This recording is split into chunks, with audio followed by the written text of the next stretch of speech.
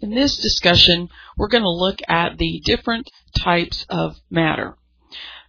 Starting off, we have atoms. These are our smallest particles in a sample of matter that have their own identity. In the next unit, we're going to talk a lot more about what is it that gives an atom its unique characteristic, and what is it that makes an atom of calcium different from an atom of carbon. Molecules are two or more atoms that are joined together, and this can be atoms of the same type, or it can be atoms that are different.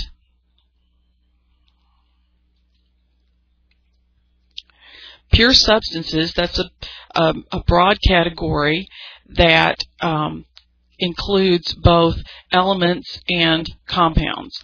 These are substances that have a definite or fixed composition. What we mean by that is, we'll take water as an example.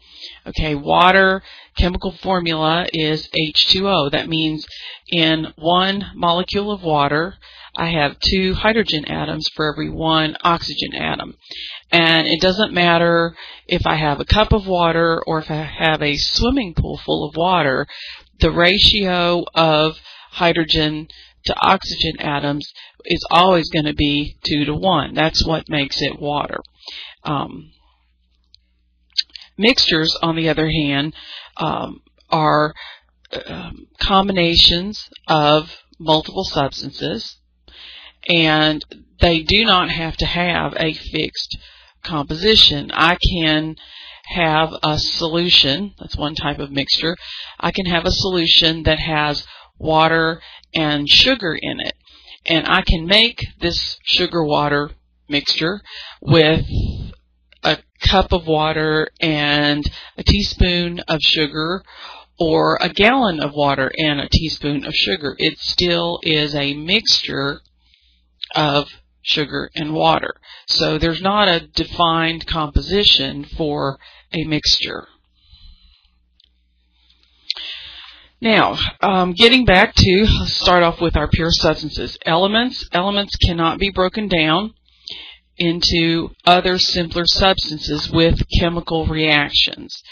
Okay, so elements are composed of a single type of atom, and we cannot use chemical reactions to break down these substances.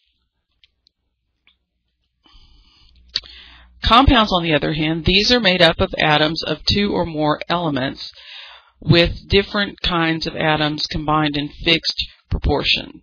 Okay, so like we said before, water, 2 hydrogens to 1 oxygen. It's a fixed proportion, defines what the compound is. These are typically molecules, okay, and for now we're going to just use the term molecule in a fairly generic way. As we progress through the course, we will make a distinction between different types of compounds, but for now we'll just use this term molecule in a broad way. But it's 2 or more different types of atoms that are going to make up a compound. Okay, so compounds can be molecules, but now elements can also be molecules. We can have elements that are more than one type of, or that have more than one atom bonded together. And let's just take a step back here. Alright, and let's look at, here we have, these are diatomic elements, and that means that we have 2 atoms, and so these are elements that exist in nature as molecules, okay, but they are, again, 2 of the same type of atoms bonded together, so they are molecules but not compounds. And so here are some examples of some of the elements that can exist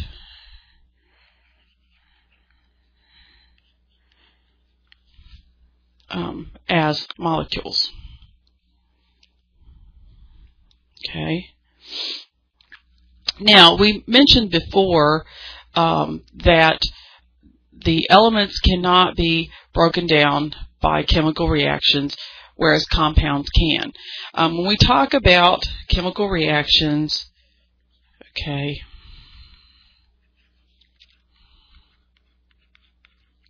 we mean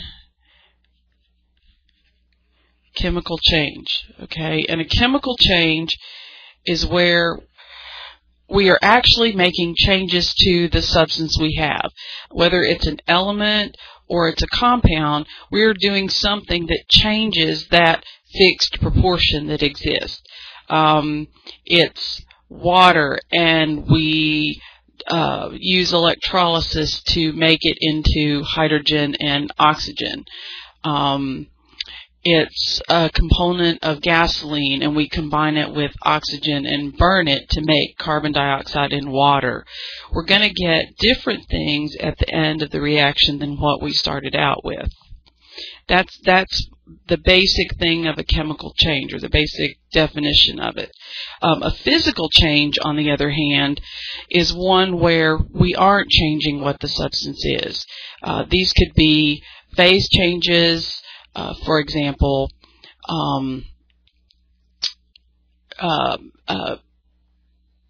cutting, tearing, anything where maybe we change the way something looks, but we're not really changing what the substance is.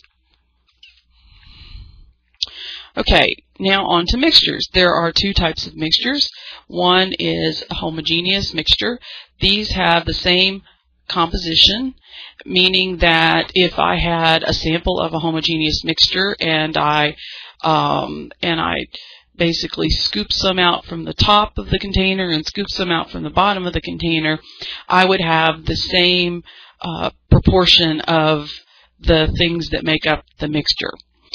These are mixed at the atomic or molecular level. And so some examples are solutions. Solutions are mixed at the molecular level. Okay, so they pretty much have the same composition throughout. And then alloys is another common type of a homogeneous mixture. This is where we are mixing metals in a molten state. And we do this basically to achieve a substance that has properties that we need for a particular use. A heterogeneous mixture is one that is going to vary in composition, and it's one where if we look at it, even maybe we have to look at it under a microscope, but we can see the different parts of the mixture. Some examples of this would be blood. You have blood as a mixture of red blood cells, plasma. Okay, we can see that under a microscope. And then some things doesn't take a microscope. We can usually see the different parts of granite, the different components of it. Same thing, Rocky Road ice cream, like you see here.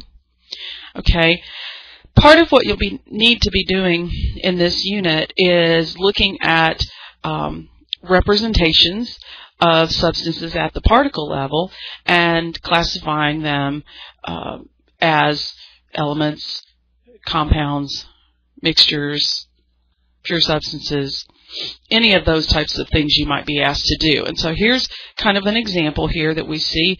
We have atoms of an element. So here we're representing this by they all look the same, all individually single atoms.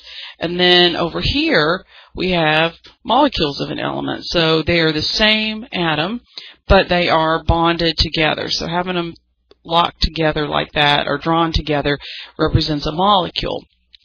Then down here we have molecules of a compound right in here, and you can see that this is one type of compound. We have three of whatever these white atoms are to one of the sort of brown looking atom that's in the center, but all of these molecules are the same.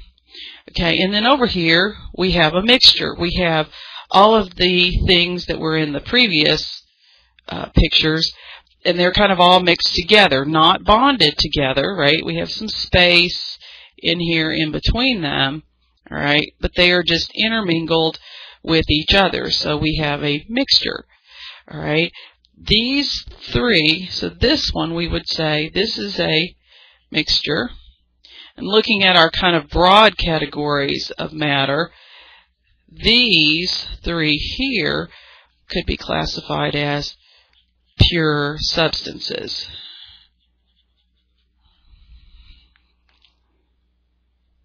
All right, here's just another drawing, and it has kind of a nice little diagram there and some more particle level pictures for you. And then this you'll get as a handout. Again, has a nice little flow diagram to help you understand how to classify matter, sort of summarizing everything that I've talked about so far.